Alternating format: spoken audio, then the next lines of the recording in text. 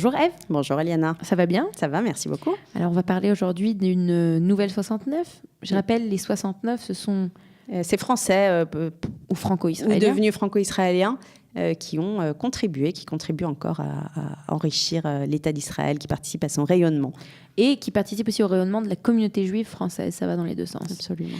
Alors aujourd'hui, on va parler d'une intellectuelle assez connue qui a beaucoup apporté à la conversation philosophique, si je peux. Elle faisait partie de ces intellectuels d'après-guerre qui ont beaucoup participé au renouveau du judaïsme d'après la Shoah. Et j'ai nommé Eliane Amado Lévy-Valency. Exactement. Donc Eliane Amado Lévy-Valency, elle faisait partie de la pensée qui s'est développée en France. Donc on l'a dit après la guerre, qui s'appelait l'école de pensée juive de Paris. Qui a été lancé par André Neher, notamment, et qui comptait de grands noms comme Emmanuel Lévinas ou Léon Ashkenazi en son sein. Et Eliane Amado Lévy, c'était la femme. Valency, pardon, c'était pas la femme la plus connue. C'était pas le membre de cette école la plus connue, mais elle a fait beaucoup. Mais il faut quand même rappeler aussi que c'était peut-être pas le membre le plus connu, mais c'est une des rares femmes en fait de cette école de pensée de Paris. C'est une des rares femmes de cette école de pensée de Paris. Je pense que c'est la seule femme d'ailleurs. Je pense que c'est la seule femme. Alors simplement peut-être un mot sur cette école de pensée juive. Je sais pas si c'est pour rappeler ce que c'était en fait une école dont l'objectif était de parvenir à un renouveau intellectuel de la communauté juive en France à cette époque, d'aider les juifs à se réapproprier leur judaïsme. Il ne faut pas oublier que nous sommes au lendemain de la Seconde Guerre mondiale, c'est-à-dire qu'on a 70 000 juifs français qui ont été tués pendant la guerre et qu'en fait, il y a une espèce de désert intellectuel juif à cette époque. Il y a un désert intellectuel, il y a aussi certainement des juifs qui ne savent pas du tout comment aborder leur judaïsme. Après la guerre, pour qui cette relation est très, très compliquée. D'ailleurs, elle était psychanalyste. Elle était psychiatre et psychologue et psychanalyste, Eliane Amado Lévy-Valency, exactement. Donc elle va participer à la reconstruction de cette communauté juive d'après-guerre. Mais alors, parlons un petit peu de sa vie. Où est-ce qu'elle est née? Quelle est son histoire? Où a-t-elle passé la guerre, en fait Alors, elle est née, elle a grandi à Marseille. Elle va s'installer ensuite, avant la guerre, à Saint-Mandé, dans la banlieue parisienne, à côté de Vincennes, au cours des années 30. Et en 1940, elle va descendre dans le sud. À côté d'Aix-en-Provence. Elle va terminer ses études de philosophie. Elle va épouser l'avocat d'affaires Max Amado en 1942. Sa mère, Edma, va être, elle, déportée à Auschwitz le 31 juillet 1944. Elle va ensuite, on est obligé de faire vite, en 1948, elle va obtenir l'agrégation de philosophie dont elle va sortir major.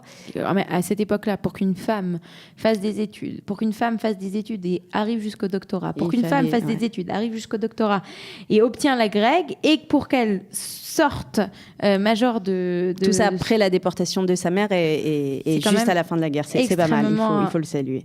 Impressionnant. Et donc, avec un bagage pareil, elle entre facilement au CNRS, qui d'ailleurs vient d'être créé juste avant. Certainement. Je n'ai pas en tête la date de création du CNRS, mais c'est fort possible. Je crois que ça a été créé en 1946. C'est fort possible. Et elle va surtout assez vite, elle va décider de faire son alia. Donc elle fait son alia en fait en 1969. C'est la grande vague d'alia des intellectuels juifs français qui suit la guerre des 6 jours, puisque la guerre des 6 jours, c'est un espèce de réveil de tous ces juifs du monde entier qui se disent, voilà, après cette guerre qui a été miraculeuse presque, notre place doit être en Israël et ne doit pas être en France, aux États-Unis. Alors tout de même, effectivement, elle veut faire son alia comme André Neher et sa femme et Léon Ashkenazi, mais la place d'Israël à cette époque, elle n'est pas très très claire pour les Juifs français.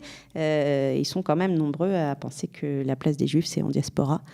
Cet État d'Israël, on ne sait pas encore trop quoi en penser. Donc ils vont lancer une vague, ces intellectuels-là. D'ailleurs, lors d'un colloque d'intellectuels juifs en 1965, Eliane Amado Lévy-Valency va témoigner de cette conscience aiguë pour elle, du rôle primordial d'Israël. Alors je cite un thésard suivez-moi.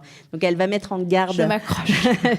Non mais c'est intéressant, mais je ne le dirai pas mieux. Elle va mettre en garde contre la tentation diasporique de mépriser les réalisations concrètes et terrestres d'Israël.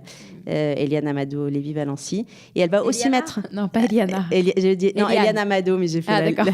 Vas-y, trop vite. Et elle va aussi mettre en garde contre la tentation israélienne de mépriser la spiritualité de l'exil.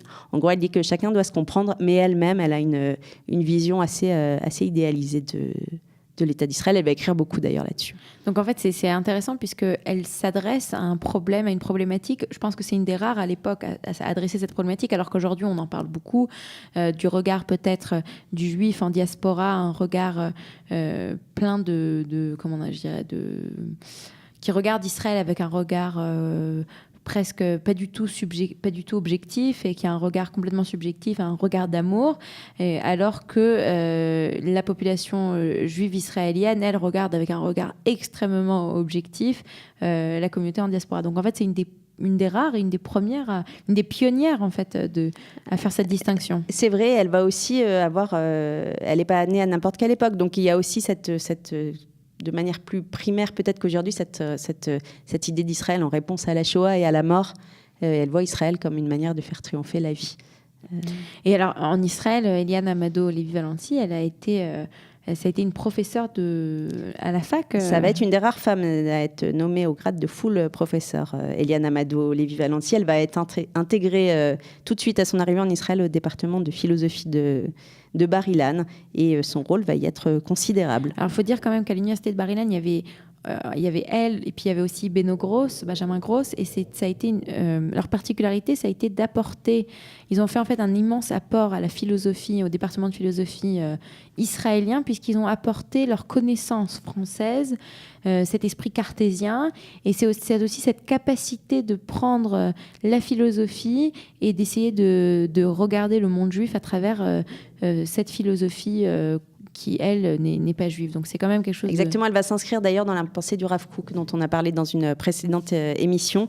Et elle va pratiquer l'interdisciplinarité. Elle va refuser de distinguer la philosophie juive et l'étude des textes. Et pour elle, tout ça est intimement lié. Et il faut dire quand même que c'est vraiment une révolution à cette époque-là. Je me souviens que j'avais entendu quelqu'un qui parlait donc, de Beno Gross, qui avait fait donc, une révolution dans sa façon d'aborder les thèmes.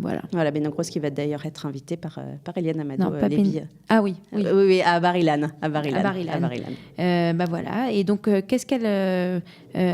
donc, c'est elle, en fait, elle va développer cette école française, si on peut dire, de Bar-Ilan, donc cette université de Bar-Ilan qui va accueillir... qui va accueillir de grands intellectuels français. Elle va un peu lancer la marche... et on va voir arriver à part Beno Gross, on va voir André Neher, bien sûr, Théodore Dreyfus, mais aussi Raphaël Drahi qui vont arriver à sa suite. C'était très intéressant. Merci beaucoup, Ève. Merci, Eliana. À la prochaine fois. Bonne fin de journée. Au revoir. Au revoir.